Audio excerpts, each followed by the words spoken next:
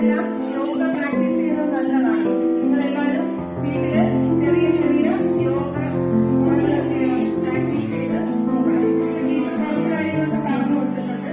അപ്പൊ ആ കുട്ടികള് ഷെയർ ചെയ്തിട്ടുണ്ട് യോഗ അവരോട് ചോദിച്ച് പഠിച്ചിട്ട് നിങ്ങൾ വീട്ടിൽ അത് പ്രാക്ടീസ് ചെയ്യണം. ഓക്കെ, ഇന്നത്തെ സെഷൻ സ്റ്റാർട്ട്.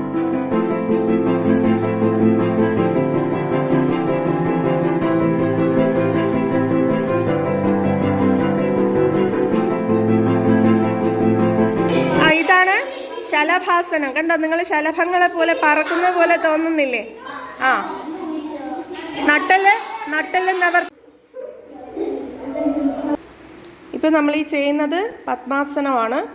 ഇപ്പം ടീച്ചർ പറയുമ്പോൾ എന്ത് ചെയ്യണം? ശ്വാസം എക്സേൽ. പർവ്വതാസനം ഇഷ്ടമായോ? ഒരു ശാസ്ത്രമാണ് യോഗ. പ്രാചീന കാലത്ത് നമ്മുടെ ഭാരതത്തിൽ നിന്ന് തന്നെ ഉടലെടുത്തൊരു ശാസ്ത്രമാണ് ഇത്. നൂറ്റാണ്ടുകൾക്ക് മുമ്പ് യോഗയ്ക്ക് കൈകൾ ഇതുപോലെ ശരിക്കും നമ്മുടെ ഷോൾഡർ ജോയില് ഫ്രീയാകും. ഷോൾഡറിലെയും കൈകളുടെയും മസിലുകൾ അരിയുന്നതിനും മനസ്സിലാകും. അന്താരാഷ്ട്ര യോഗാ ദിനമായി ആചരിക്കുന്നു. 2016 സെപ്റ്റംബർ 27 പ്രധാനമന്ത്രി നരേന്ദ്രമോദി ഐക്യരാഷ്ട്രസഭയുടെ അതിനാണ് അന്താരാഷ്ട്ര യോഗാ ദിനം ആചരിച്ചു തുടങ്ങിയത്.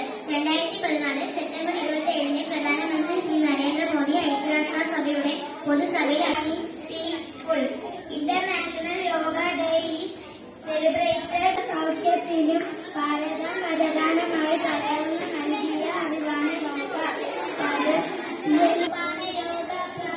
പ്രയോഗത്തിൽ വന്നത് യോഗയുടെ പിതാവ് എന്നാണ് പതഞ്ജലി പിതാവ്. Good afternoon everyone. Respected Chief Guest, Principal, all my teachers and friends.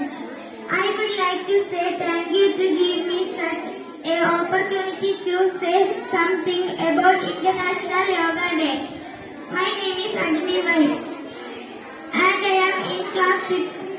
Very first time yoga ദിനമായി തിരഞ്ഞെടുത്തത് എന്തുകൊണ്ട്? ദൈർഘ്യമേറിയ